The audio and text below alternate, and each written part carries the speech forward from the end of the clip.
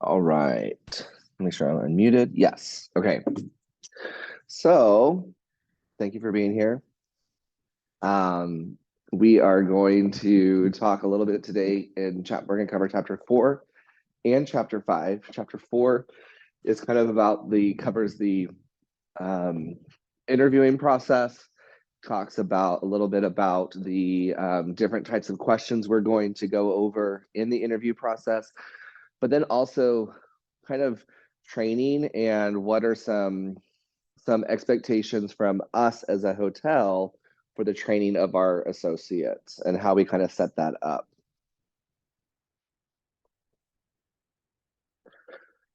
So as far as recruitment is concerned, we can do either internal or external recruitment. So what would be an example of how we would recruit externally? Okay, so Indeed, maybe on our website, which this is not, that's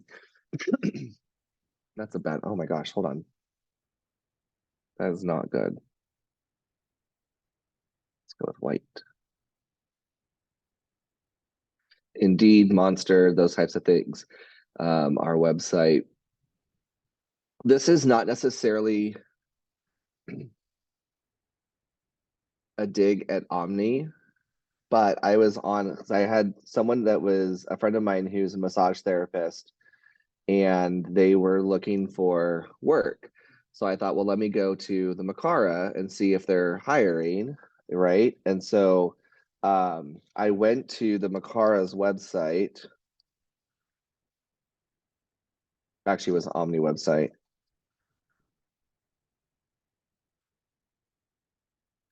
I thought this was very interesting.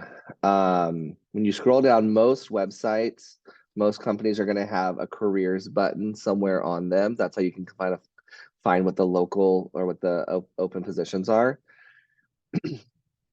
And when you go here, you have to watch this video in order for all the information to pop up down below.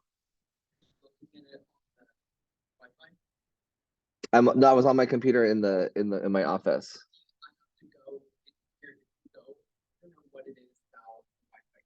Uh-huh. It scrolls down. That's interesting.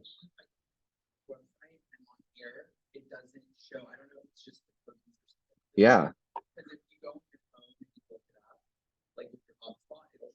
It'll show everything? Okay. Yeah.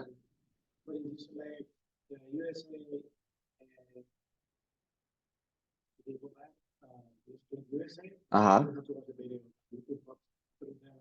Goes right to this. Okay. That's interesting because I was looking at that, but see, like I can't click on anything for this. So maybe it is my so then it was weird because I was like, well, there's no jobs posted, right? And so I clicked this and watched it, and then I typed in massage therapist looking for positions, and it took me back to this video screen.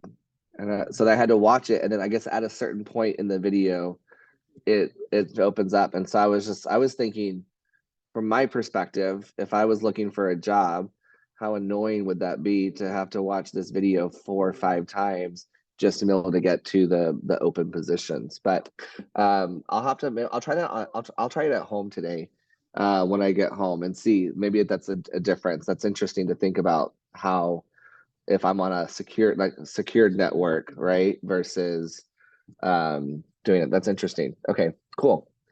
Well, let's go back because I thought being on our website, that is one of the best ways, to try to promote specifically your brand or your open positions externally.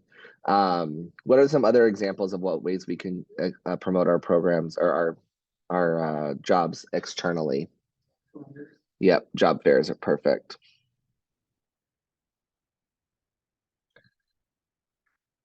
Okay, and then so the hotels will send me information. So bulletin boards or flyers is a great way to do that externally.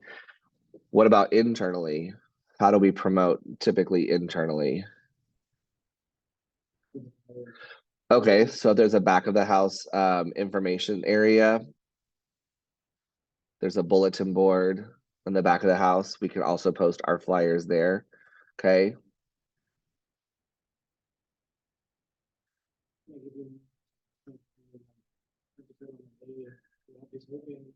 Okay, so having that personal connection. If you know that person is moving, or maybe you are that person that's moving, you might tell somebody, or that person might tell you, hey, I'm transferring to this place and my position is going to be open. You know, I think you'd be a good, you should apply for it. Yeah. So that personal word of mouth, absolutely. Is there any kind of internal email communication that y'all get, like a newsletter from your HR departments?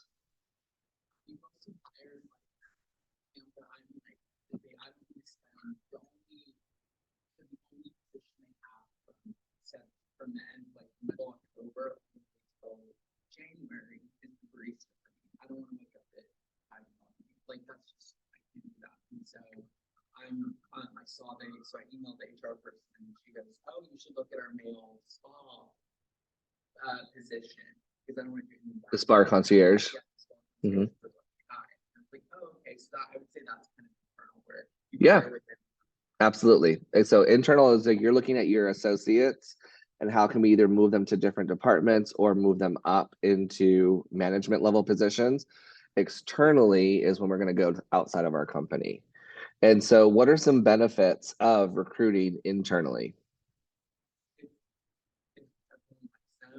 you're like, for example, if you're gonna create a manager from the leaders and she's like everyone loves her, yeah, there's no hesitation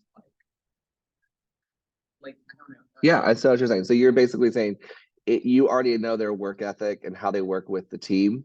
And so by promoting them up to a manager's position, the team could potentially already have that established respect for that person. Okay, awesome. They know the values and the culture. Absolutely good. Excellent. What are some downsides to hiring internally? Are there any downsides hiring internally? If they're like friends with everyone, Uh-huh. there might come up where because you're friends, the other associates like oh, I don't have to listen if we're like buddies. So you think that if there is that kind of friendship level, if they move into that management level position, then either there's the potential for favoritism to that other people who are friends, or the person who thinks they're a friend, they can kind of get away with stuff because they're buddies and they're not like they don't necessarily have that level of distinction between manager and associate. Yeah, that's definitely one.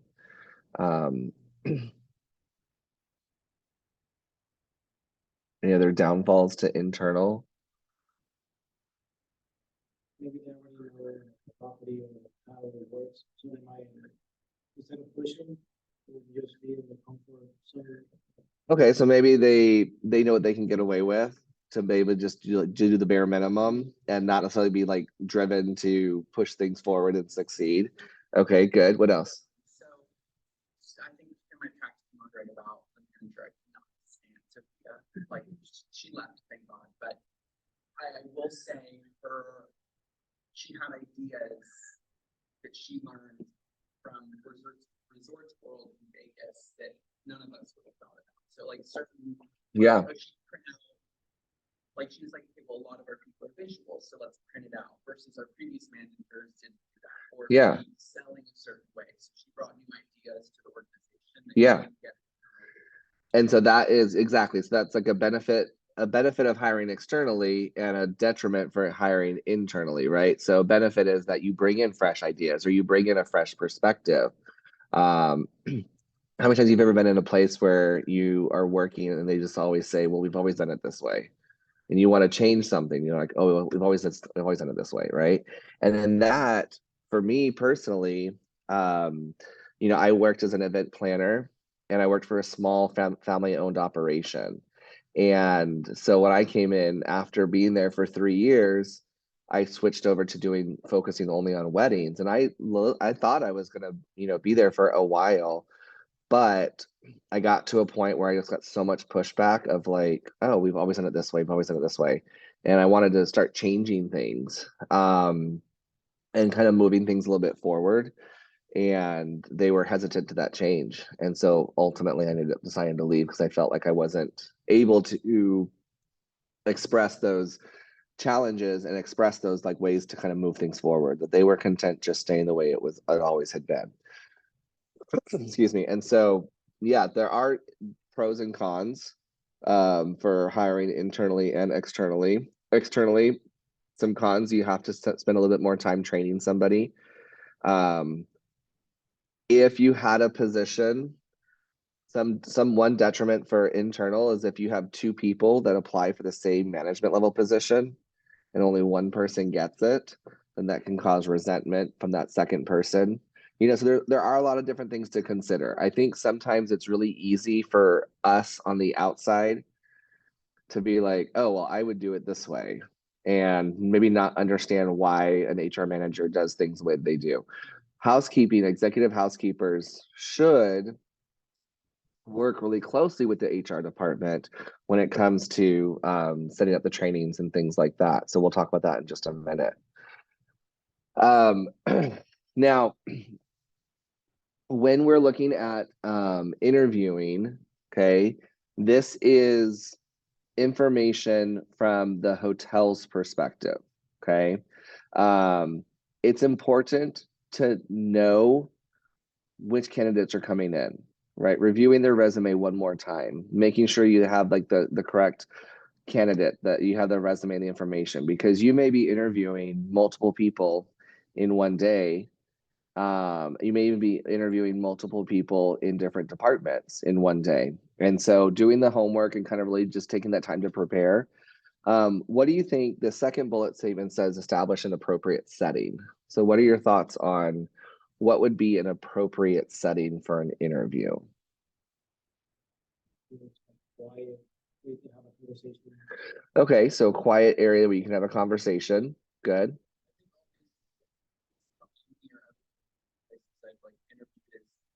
They start you out at the HR office, Okay.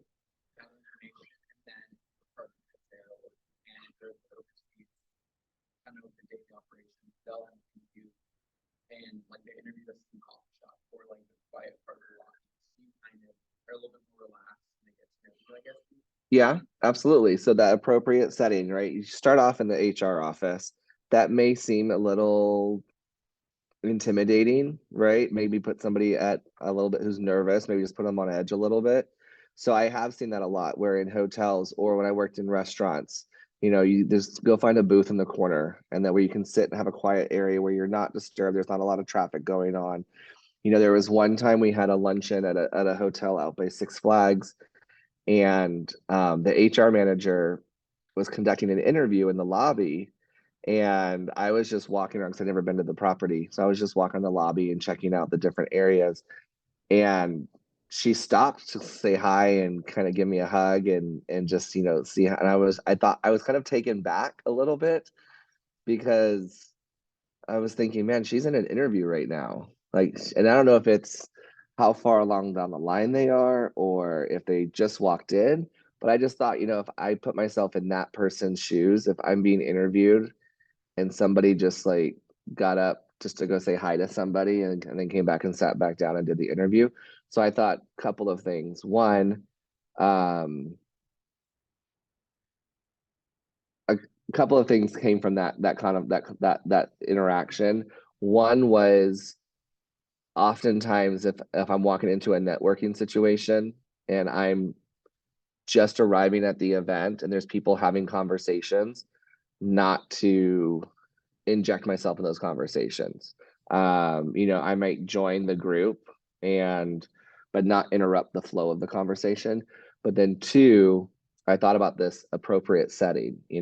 Maybe the restaurant wasn't busy because the restaurant wasn't open. So finding a booth in the restaurant might be a more appropriate place than in the lobby of the hotel, And so I think things that are like free of distractions, Because again, somebody who is looking or maybe looking around, if their attention is caught by somebody walking by, something happening, that could potentially be considered, you know, a body language, observable body language that that person is either not interested or things like that, right? Thinking about online and Zoom, okay, and Skype and whatever kind of video kind of conferencing, appropriate settings is making sure that our backgrounds are professional. One of my really good friends, she works with Whataburger in their recruitment, their HR, corporate HR. And she was saying that she found herself during interviews checking her watch because the notifications and her watch would buzz and she would tap, you know, to close the notification, or it would just buzz and she'd look at it really quickly. But she didn't realize she was doing that until one of the interviewees, one of the applicants made a comment and asked her, you know, about it. And basically she said that they politely brought it to her attention. And so now she knows whenever she's doing interviewing, she just takes her watch off and she doesn't even have it on because otherwise it's going to be too much of a distraction. And it wasn't necessarily that she was disinterested, but the person that was on Zoom couldn't see that she was checking a watch. If you're in a face-to-face or like situation, you could see that, you know, if I'm talking, I can just tap my watch, right? And you can see I'm doing that. But if you're in an online situation, you don't see that. You just see from here up. And so you just, you know, things like that. It was kind of was like a body language type thing that that was brought to her attention. We're going to talk about establishing rapport in just a minute, but it's also really important, especially for the HR's perspective, to understand at least a general understanding of what the job entails. Because typically, like Warren just said, typically you're going to interview with the HR people. They're going to qualify you first. And then if you do well in that interview, then you'll move on to the department chair or the department head of that to interview you. And you may even go all the way up to the GM, depending on the position you're applying for. And so, you know, it's important for executive housekeepers to work with HR so that HR is understanding of all the different, maybe not necessarily like the minute day-to-day, because that's what the department chairs, the department lead is going to get into, but at least have a general understanding of what that job is. Okay, so we have 5 different types of interview questions. And I had like an epiphany aha moment right before class started. And there's 5 people in our class. I thought this is perfect, but now there's only 2 in class today. That's okay. Yeah, take 2. Okay, cool. So these are examples of things that either might be asked during an interview or you know, just a way to kind of prompt someone who is going to answer the questions. And so Warren, give us one of yours. Okay, are you able to lift objects over 25 pounds? So what type of question would that be? 1, 2, or 3? Or 4 or 5, sorry. I stopped at 3. The answer is 3. It's a fitness question, right? Can you physically pick up 25 pounds? You know, and I mean, in housekeeping, we've got to push carts that are full of stuff. We have to potentially lift a vacuum up and off the cart and then back onto the cart. And then at some point during the time, we might have to flip mattresses, right? But I mean, beyond those, that's pretty much like, there's really not a lot of super heavy lifting.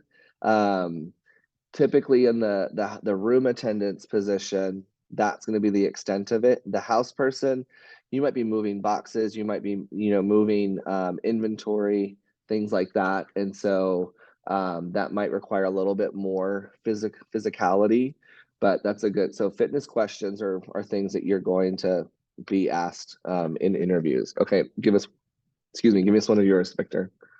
Tell me about your past experience in the housekeeping department.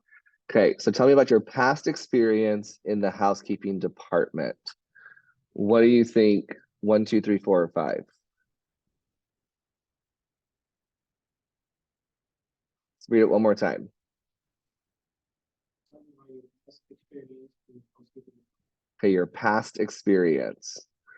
So if we're looking at past experience, it's not number one. Yeah, 4. It's a job competency, right? So you might ask somebody, tell me about your past experience in the housekeeping. Tell me about your past experience cleaning a guest room. And then that would then prompt that person to talk about their experiences, the process that they would go through. Tell me about the process of cleaning a guest room. That would be able to demonstrate to the interviewer that that person has a competency of what they're supposed to be doing. Same thing with like a house person, you know, tell me about what duties did you do in your house person responsibilities. Now, hopefully that information will be in the resume if there is one, but if there's not a resume, this is a great opportunity to kind of get that understanding of what is the basic competency. All right, so mine is, tell me about yourself and why are you interested in this position? Tell me about yourself and why are you interested in this position? Is that a 1, 2, 3, or 1, 2, or 5? It's a 1, right? It kind of tells you about yourself, kind of puts them at ease, that rapport, building that relationship, that connection. And then why are you interested in this position? That's going to help me understand why are they actually applying for this position. Okay. Victor, what's your last one? Tell me about the time when you overcame a challenge. Okay. Tell me about a time when you overcame a challenge. Is that 2 or 5? It is 2. Okay, it's a behavioral question. Anytime that somebody starts a question with, tell me about a time when, okay, how are you going to respond to that? Is they're asking you basically, yeah, exactly, how do you respond to in that situation? And I don't know if this is still part of,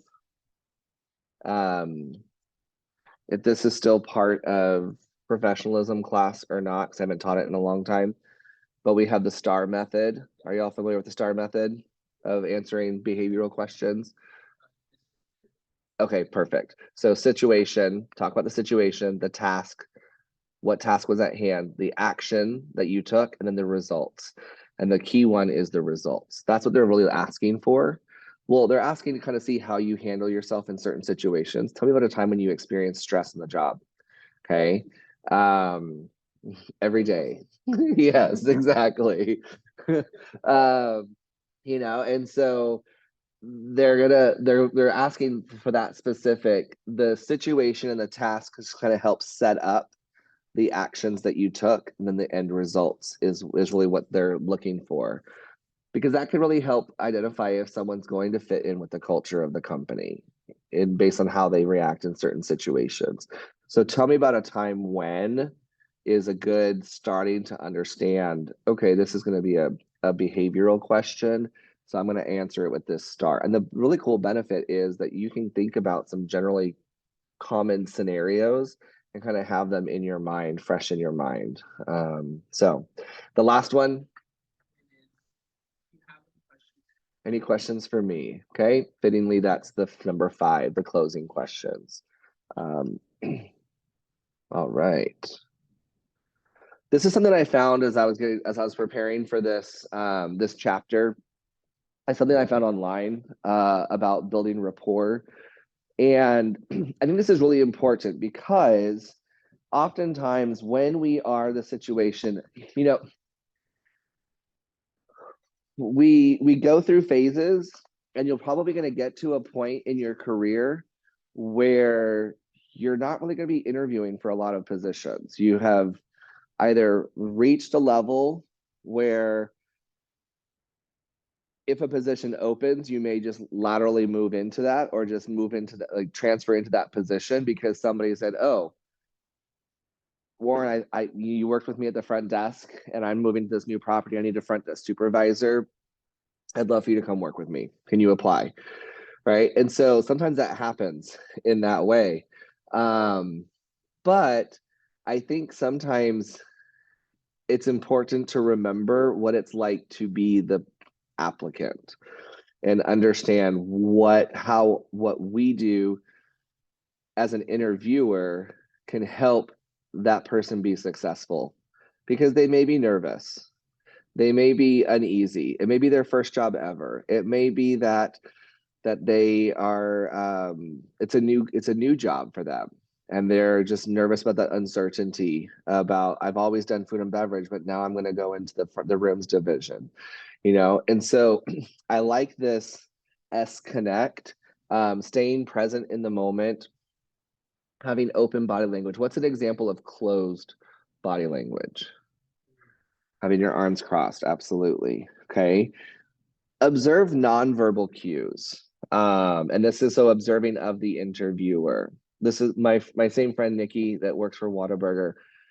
When she would come and do a guest speaker presentation with my professionalism class, you know, that was one thing that she would always share with my students, is that it's okay to be nervous in an interview, but what they're looking for is a change in nonverbal communication. So if somebody walks in and they seem confident and then all of a sudden they get really nervous and agitated, or vice versa, like if they are super nervous, they may calm down a little bit, but then, you know, she's like, it's okay to be nervous and it's okay to share that you're nervous and you're anxious about this, but she was thinking about like looking at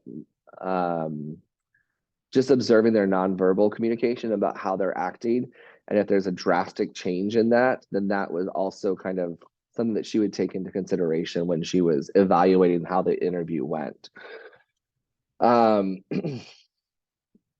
what your gut tells you is going on. Nurturing the conversation. I think this is something that takes a little bit of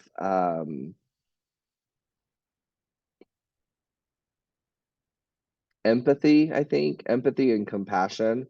We've all been in a situation where we've applied for a job for the first time. We've all been in a situation where we have gone into an interview not really knowing what to expect, right? And so I think sometimes too, as we get ready to prepare for an interview, things like telling them where to park, giving them directions of how to find you in the hotel property. Maybe this person has never been on in a hotel before, or they've gone to a hotel, but it was a La Quinta or a Hampton, right? And now they're in the Grand Hyatt, and you walk in, and that can be somewhat intimidating. And so, you know, just kind of seeing that and working with those people and kind of nurturing that conversation. And it's okay just because maybe they forgot to say something. It's okay to ask follow-up questions and kind of continue that conversation, moving that forward. Obviously, engaging with eye contact. And then I like this last C of conveying warmth with your tone of voice.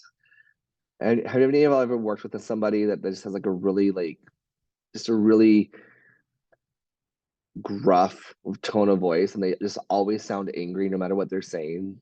And so it's really it's kind of hard to, you know, to nurture a conversation and create warmth if that is your style, you know. And that, so I think from an interviewing perspective, working on developing those types of skills to help people be at ease is really good. And then that last one is really allowing that person to talk, because that's where you're going to find out information about that person. And so by asking an open-ended question, not asking questions that can be answered with yes or no, you can say, do you have experience working in a housekeeping? Yes. Okay, or you can start off with, tell me about your past experience in housekeeping. And then that opens that up for an open-ended question that gets that person talking. And then this is where we can get to the point where it's important for the executive housekeepers to work closely with the HR teams. Now, if you are working at a corporate run hotel, sometimes that corporation may already have training plans and training standards already in place, but you might follow up with the executive housekeeper if you're in the HR, or if you're the executive housekeeper, and say, hey, I know our corporate training says this, but in our department, we're really seeing a lack of this. So can we add that to the training? Okay, so preparing the training, presenting it. So then again, how do we present it? Do we present it in a classroom setting? Do we present it where we have everyone who's a brand new hire come in together, and maybe we do like the overall company culture and the overall, this is what we do in our hotel, and maybe have a tour of the hotel. But then once we get into the specifics, they may run over and do into their different departments. Of course, they are going to practice. We are OTJ in our industry on the job training. A lot of it you just have to do in practice. There may be things where you have online modules. If you're at a front desk agent, there may be online modules that you can do to practice checking in and getting familiar with the system before you actually get it behind the front desk. The last one of following up. That's important to follow up. Did the person that's training, did they meet the standards? Did they meet some standards and fall short in other standards? Okay, and so this practice really is our training time.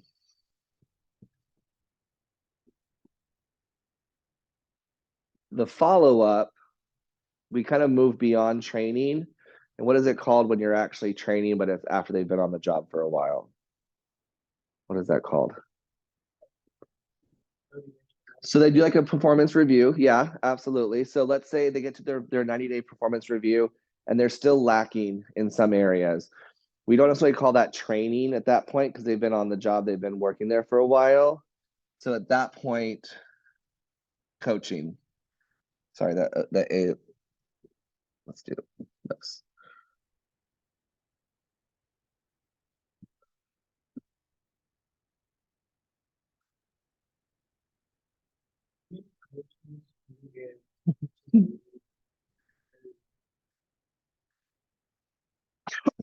For termination? You know, that's a good question. How many coaching sessions would you give? I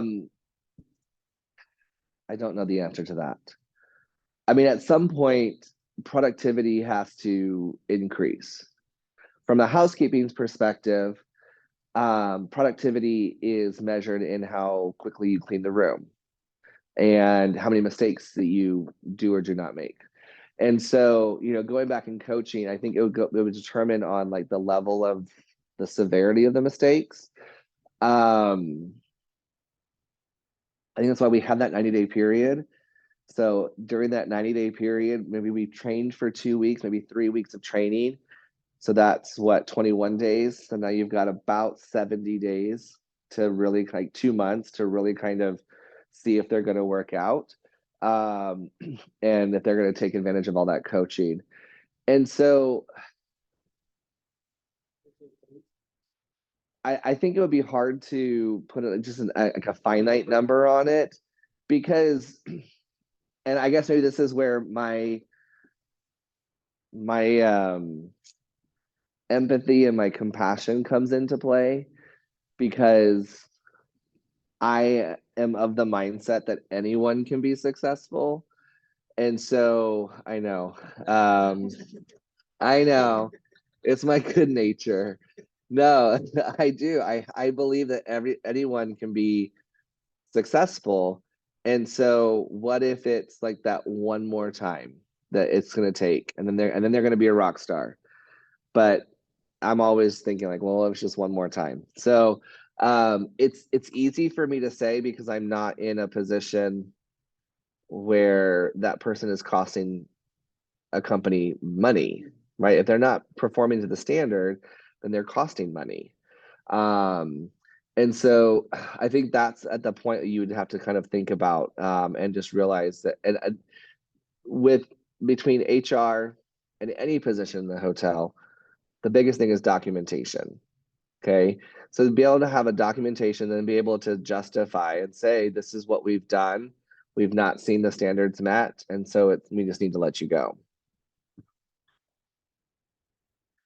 All right. So productivity standards. We typically are going to, when we look at productivity standards, we typically look at them as a decimal. Did we talk about this last class? We didn't.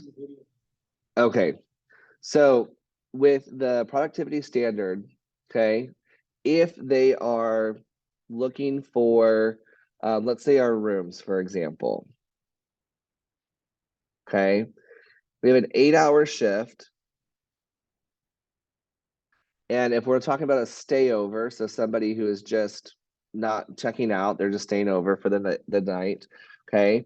If we give them the expectation that they're supposed to clean that in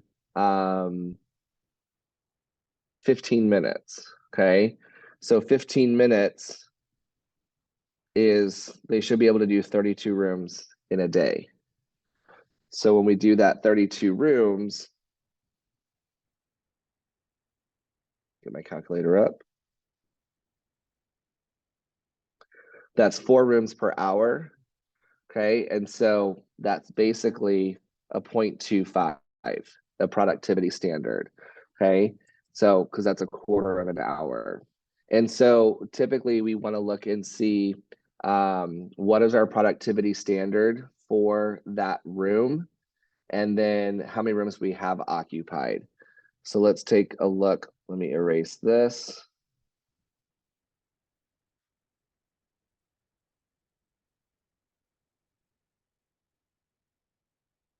So let's say we have 200 rooms. Okay, and our productivity that are checkouts. And so that's 30 minutes. Okay, and then we have 150 rooms that are at stayovers. Okay, so if we do this, obviously that's 100. And then let's make that 160 just for math purposes. 160 times 0.25 is 40. Okay. So that's basically the number of hours, 140 hours, and that's going to help us identify how many housekeepers we actually need to have on staff for that particular day. Does that make sense? Okay. So we have the number of rooms divided by the expected number of rooms that they're supposed to clean each day. That's another way we can look at it. So we have some hotels, depending on how they do it, some hotels do it on a point system. Some hotels will only associate or only give stayover rooms, right? And so, Victor, you may have in an 8-hour shift, you may only have 14 rooms because you have all checkouts, but I may have 30 rooms because I have stayovers. And so, you know, they typically will do it that way, or they will do it in a way that they have a certain number of points. So there's a certain number of points associated to each type of room. So a suite might have more points because it's larger space to clean. So they maybe, instead of just having 30 minutes to clean, they may have 45 minutes to clean a suite. Okay. And so if each room has a specific point value and we each are expected to hit 200 points in a day, then that's how we can divide between stayovers, checkouts, and different room types. I know at Hotel Emma, their presidential suite, the Emma Kohler suite, I think the last time I was there, we asked the housekeeper or the executive housekeeper. She says the housekeeper has 4 hours to clean that room. So the housekeeper, the room attendant, may only have 2 rooms on the day that they're supposed to clean that room, because I mean, it's essentially a mini apartment. So there's additional dusting. That room is also not rented every single day. So it's not reserved every single day. So sometimes it's been a week or so before. So they'll actually send somebody in the day before to do a clean before the guest gets there. So, those types of things are taken into consideration when you're thinking about that. All right. So complications with productivity. How does having a trainee or turnover affect our productivity? Pay more hours. Because I just learning, so they have to do with someone to do the same job. It takes two people to do the same job. So our productivity is basically cut in half at that point. Okay. Sendbacks, I think we talked about this a little bit. Sendbacks is when the supervisor has gone in, the inspector has gone in, and there's things that are wrong. Okay. That can potentially take away from productivity because that housekeeper, that room attendant is no longer in that room. Now they're in a different room. And that one, that now today, a lot of housekeeping departments are using tablets or they're using little handheld devices. And so they literally will, when they start a guest room, they'll start that they've gone into the room. And then when they finish it, they'll notate that on their little tablet, which then tells the supervisor it's okay for them to go in. Where if you think back a long time ago, when I was in housekeeping in 2009, I remember I was primarily doing front desk at the La Quinta, and every hour the executive housekeeper would come downstairs and she would physically change the room status from either checked out, vacant ready, or vacant dirty to vacant ready, so that I knew as a front desk agent I could sell those rooms. Now with technology, the moment somebody does it on a tablet, it tells the supervisor they can go check it out. And then once they've inspected it and they say it's good to go, that immediately changes it in the front desk's point of property management system side. So then the front desk knows they can sell that room. And so sendbacks, I can see where that housekeeper is at any given moment of the day. I know that this housekeeper is in room 802. The other really cool thing about that type of using technology is that the front desk, let's say we have a VIP that came in and they came in a few hours early. Well, their room's not quite ready yet. And so they can actually go in and physically change that order so that the housekeeper knows that's the next room they need to go and clean. So how do meetings affect productivity? Meetings as far as like opening meetings, or we have to bring everybody in to have a meeting. How does that affect our productivity? Take the phone meetings, or Yeah. we're doing that, you know, these 2 hours, whatever. Okay. Okay. They're not doing the job, they just, they're for the meeting. Yeah, absolutely. We also think about like more often than not, housekeeping is going to have what we call a stand-up meeting. So at the beginning of the day, typically it happens. We also have it in the restaurant, right? We call it pre-shift. So that pre-shift meeting, think about it from a restaurant perspective, but also in housekeeping. The longer that takes, the less time that my servers are out serving guests, and the less time my housekeepers and my housemen are out doing their responsibilities, right? And so with meetings, it's really important to keep them short, keep them informative. Oftentimes, housekeeping, because it is such a physically challenging job, we use those stand-up morning meetings to get people energized. There might be music playing, there might just be like, cheers going on, things like that, just to get people motivated and up and running. Okay. Messy rooms, how do messy rooms affect our productivity? It takes longer, right? And so that is one reason why I think I told y'all last class. When I leave a guest room, I want it to be ready for them to clean it. I did the same thing, especially this weekend, because when I was down in the valley, I don't typically check out at checkout time. I usually leave earlier. but I don't have an opportunity to sit and do nothing on a Saturday very often. So I waited till the last minute, 11 o'clock, to check out. And so then again, I kind of felt bad. Just same thing with like late checkouts, right? The late checkouts and room changes here. That affects that housekeeper's ability to do their job. And so that's why, especially if I'm going to check out late or if I'm going to do that 11 o'clock, I will definitely make sure that everything's ready to go for them.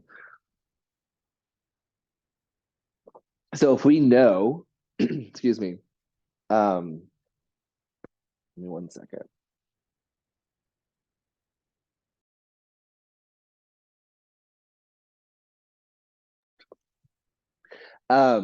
If we know we have a house full of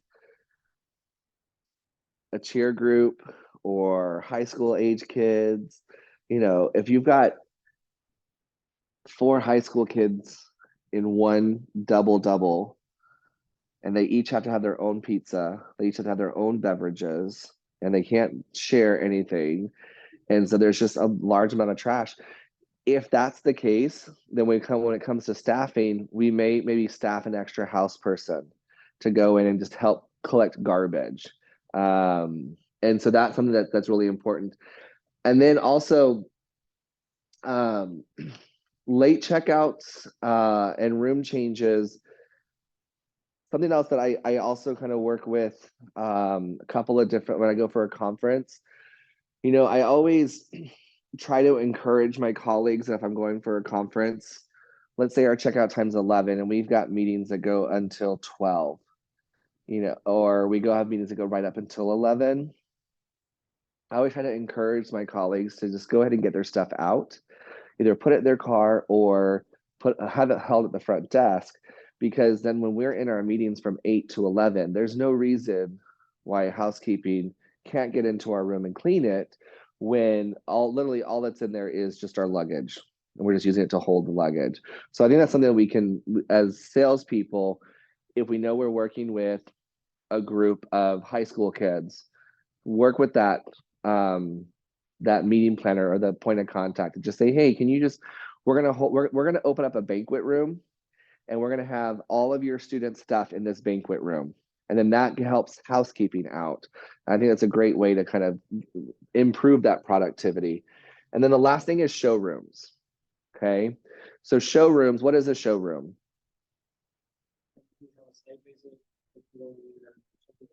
Yeah, when we have site visits and meeting planners, when we do field trips, oftentimes they'll have a list of showrooms for the day. Okay. Just because it's a showroom, does it mean that we can just rent it out that night without having anybody go back in and touch up the room? We can't. We have to make sure somebody goes back in there. There's been times where we've taken high school kids to different hotels and they just don't understand, they don't know. So they just like plop down on the bed and have a seat. And I'm just like, you can't sit on that bed. We have to change those sheets, or we have to, now your imprint is there. We have to remake that bed, So that's something that maybe we can do towards the end of the shift. Or if there is any kind of like a night housekeeper, maybe that might be one of their responsibilities, because they don't have to do a full clean. Just go in and touch up, make sure that everything looks good before we can actually put it out to be sold. Okay. Different scheduling techniques that we have. Of course, part-time employees. What are some incentives to having only part-time employees, or having a high percentage of part-time employees? Good things or bad things? Don't have to pay overtime. Okay, good. So you're not that labor expense of time and a half when you go into overtime. If they are part-time, good. What else? Yeah, benefits. So typically with full-time employees, after a certain number of hours, they're considered full-time, which then they have to include benefits, which is an additional labor expense. So that is a benefit. I know at one point, this was probably back in like 2010, they changed some kind of labor law. And a lot of people in the hospitality industry just basically cut hours. and just basically took people down. I think it's been a while, but I think what happened was they changed the definition of full-time from 40 hours to like 35 hours, I think. And so a lot of people that were considered 35 or getting 36 to 38 hours, they weren't quite getting 40. The legal argument was that, they're still getting close to 40 hours, so we should, make them what the definition of full-time is this. But then ultimately what happened is just a lot of people just got their hours cut because businesses were like, okay, well, now we're only going to do 30 hours. And now I'm going to have two people that are going to work 2 30-hour weeks instead of having one person work a full-time 40-hour and one person work a part-time 20-hour. So they still got the same number of work hours, but they avoided having to pay those benefits, which is an additional business expense that I don't think the average person thinks about for that. Southern California right now, it's like 7 or 8 now more probably properties that are unionized. I don't know if you've read about this. I've heard a little bit about it. And so because a lot of these people are part-timers, they have families and whatnot, and so because of their time benefits, and people are so basically they unionize all the part-timers, like we want all the benefits, full-timers, yeah. And so they're asking for like $30 an hour, they're asking for this and for that. And so it's interesting because, and in West, so pause that, sorry, I'm like crazy. So in West Hollywood, they just raised the minimum wage, whether they're dishwasher wage to $19. And so small time businesses, like, they're cutting all these hours, they don't want to close, but now people who are once getting 40 hours are now again getting 30 hours. Yeah. So when I talk to my friends, they're like, oh no, they deserve $30 an hour. But then it's like, oh, well, every business is now firing 20% of their staff. And so when you don't understand how business works and hours, it creates a problem when you're like voting on something or running a business. Yeah, and that definitely I know because I know the Hyatt property. I think this is correct, but I believe is the Regency union as well. Okay, so I think the Grand Hyatt and Hyatt Regency are the only union properties in San Antonio, and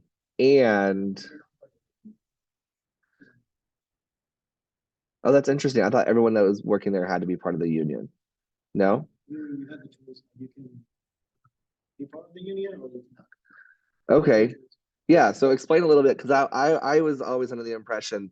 So my understanding is San Antonio as an industry has been successful in keeping unions at bay and keeping them away because we generally take care of our associates, right? So if you take care of your associates, then they don't really necessarily feel the need.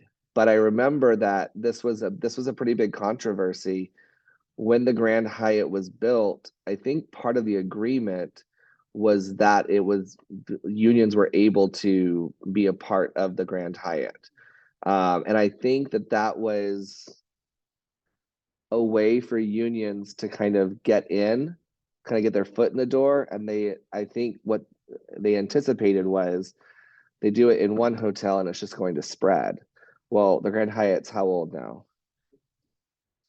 17 years, right? And so that hasn't happened. So yeah, tell me a little bit about that because that's interesting. I just thought everyone who automatically worked there, is that for entry level positions too? You have the choice to either join the union or not join the union. HR training, whenever you get there, you have a union rep, they go and explain what they do, the benefits and all that. There's a fee, if you want to be part of the union, they take it by every new paycheck or whatever, every other week. It's like 25, $30.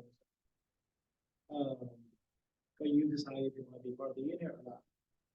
They explain the benefits, and when you become management or whatever, like you can be part of it. So you can be a supervisor, you can be a regular employee, but not. So if you are part of the union and then you get promoted to management, you have to leave the union. Okay, that's interesting. So do you, I'm going to pause the recording for a moment.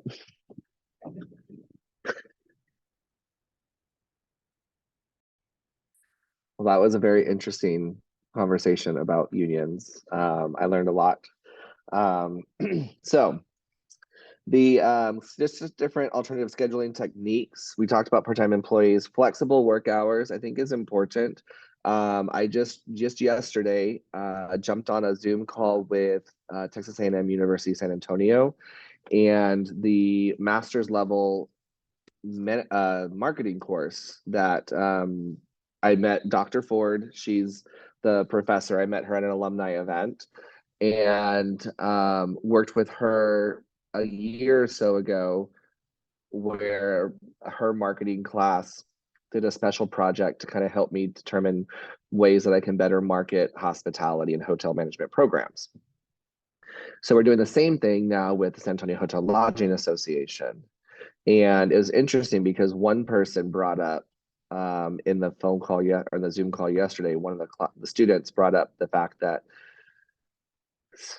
oftentimes now, more and more now, students or employees are taking into account work-life balance, and they may forego a higher salary if the position that they're in provides them that work-life balance. And so before we used to be like, oh yeah, you could make over $100,000 as a GM. Well, if someone doesn't value that work-life balance, then that $100,000 may not be a good enough thing for them to consider. Maybe they'll be content at this position, right? So offering those flexible work hours, I think definitely people have seen that. There are certain jobs though in our industry that you cannot work from home. You cannot clean a guest room from your house. You have to be on property. And so same thing with sales. You have to be on property. There may be maybe 1 or 2 days a week that you could work remotely, but you also do have to make sure that you're actually working, that productivity is being accomplished. I think this is really interesting.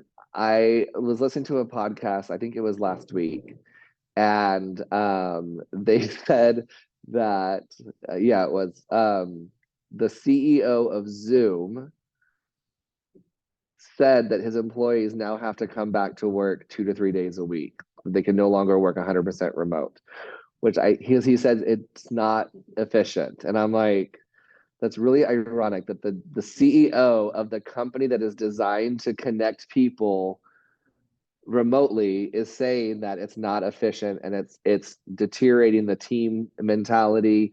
And and so I think that we experience that here at St. Philip's, and I think an education in general experienced that during the pandemic.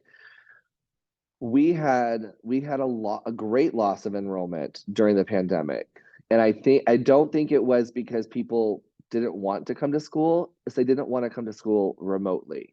Once we started coming back face to face, our enrollment went right back up, and I think we're now in 2023, I think we're now either back at or slightly above 2019 numbers. So it has taken this time for us to see that enrollment grow again. But I thought that was very interesting that the CEO of Zoom is saying you can't no longer work from home remotely 100%. You have to come in. And people were fighting him. People were getting upset that they were being forced to come in. That's okay if you can show the productivity is continuing.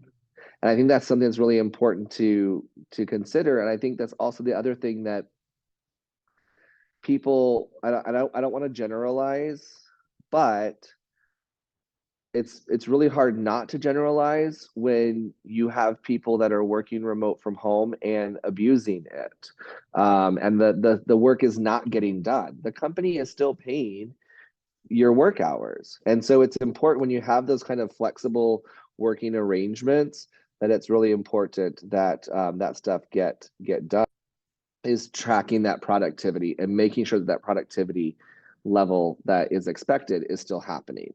To work with the coaching, I think we have to do 80 hours in the check.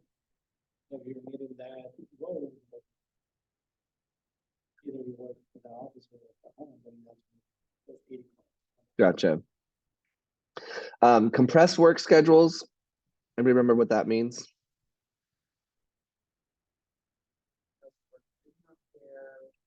You're only working like Monday through Thursday and you get Friday off. Yeah, so compressed schedule, you're still working your 40 hours. So like, for example, the Alamo Colleges goes to a compressed work schedule in the summertime. And so in the summertime, everybody works Monday through Thursday, but you work 10-hour days instead of 5 8-hour days. You work now 4 10-hour days. And so then that allows them on Fridays, they can shut down the ACs and they shut down the like the lights and things like that. So kind of help save. Now, of course, hotels are open 24 hours a day, 365. So we can't do that. But when it comes to scheduling people, there may be people that I personally love to be off on a Monday or Tuesday, because in all the stuff that I need to get done that typically happens on the weekends, I can do on Monday and Tuesday. I can usually get an appointment to get my oil changed. I can get an appointment to do different things on Monday and Tuesday because it's not the weekend when everybody else needs to get that stuff done as well. So compressed work schedules sometimes work really well. And then job sharing. Think about our productivity standard again. With job sharing, maybe there is someone who just loves cleaning bathrooms and they're a total rock star at it, but they hate making beds. And vice versa. There's somebody who hates cleaning the bathroom, but they can flip that room in no time.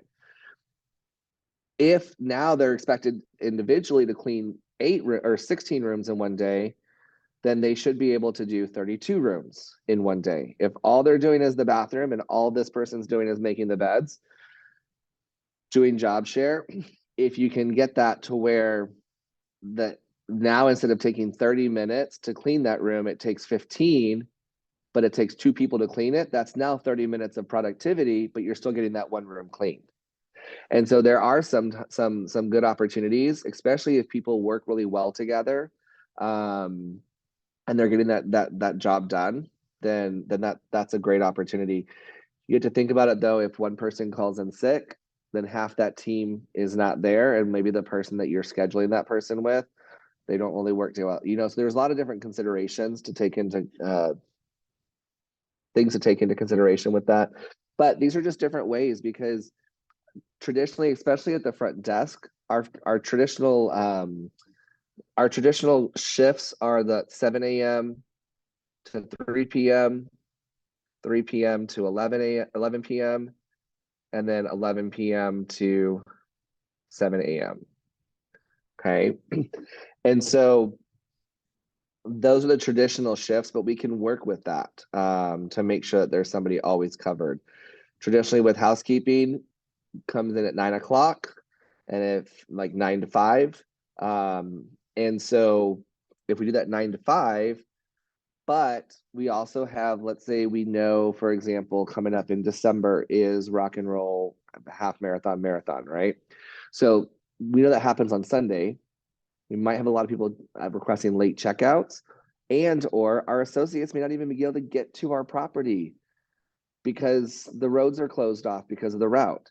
So taking those considerations, okay, on this day, we know we're gonna have a lot of late checkouts. So I'm not gonna bring you in at 8 o'clock in the morning to do pre-shift. I'm gonna bring everybody in at 10 o'clock. And so working with that flexible, those flexible hours, because otherwise, if you know you're gonna have a lot of late checkouts, then why pay your associates for 2 hours sitting there, not really doing anything? And so just kind of being aware of that. The last thing is motivation. Housekeeping, I think, of all the departments in the hotel, needs the most amount of motivation because it is hard work. They are the backbone of, and I think it's great that we're talking about motivation this week, because 2 days from now, like right now, it is National Housekeeping Week. but 2 days from now we have the bed making competition for Sala. But having that motivation. So how do we motivate our associates to do better? Of course, offering trainings. We want to make sure they are training. Cross training.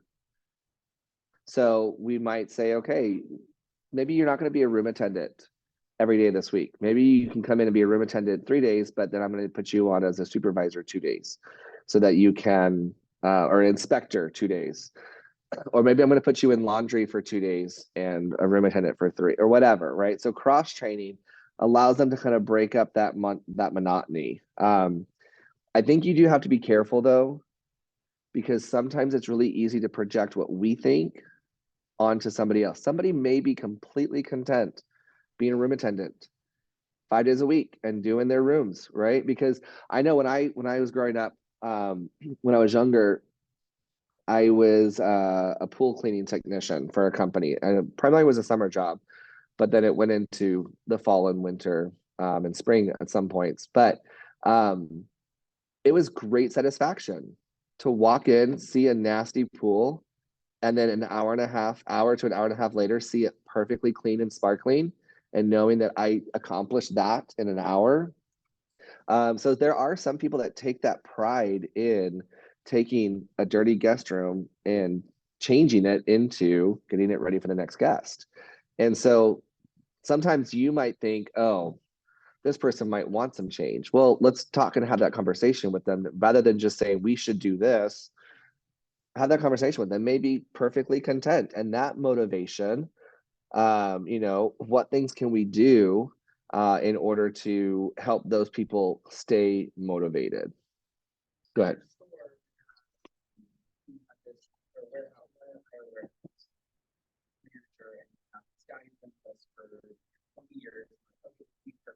So if you all have a position where like people, you'll make $1,000 more a month. The one thing is that you would have to check in on the guys that get from, our vendors and stuff, but that's part of your work, something working around and whatnot. So back to this, I'm okay, just, I don't need that extra stuff. And so it's in your mind, and I'm sure you and I, like, you and I are like, you always go above and beyond, and like, I was like, oh, I've never heard that before, where someone's not motivated to work, to make more money. Yeah, they're just content doing what they're doing. Yeah. And that's totally fine. That's how we end up with room attendants that have been cleaning rooms for 30 plus years. And we have housemen and we have valet parking. They're content doing just that. And that's awesome. If they are meeting the standards or they're exceeding the standards and they're doing a great job and they love what they do, that's great. Management is not necessarily for everybody. And so, how do we give recognition? So what are some things, incentive programs that you might think would be effective for motivating our housekeepers to be to make less mistakes, to work faster, maybe work more efficient, I mean, not faster, but more efficiently? What are some things that you might think of when you think of like how we can motivate our associates in the housekeeping department? In a good, the right standard gets. Okay, yeah. So a competitions are people are natural, I think are naturally competitive. I personally am extremely competitive. I was in the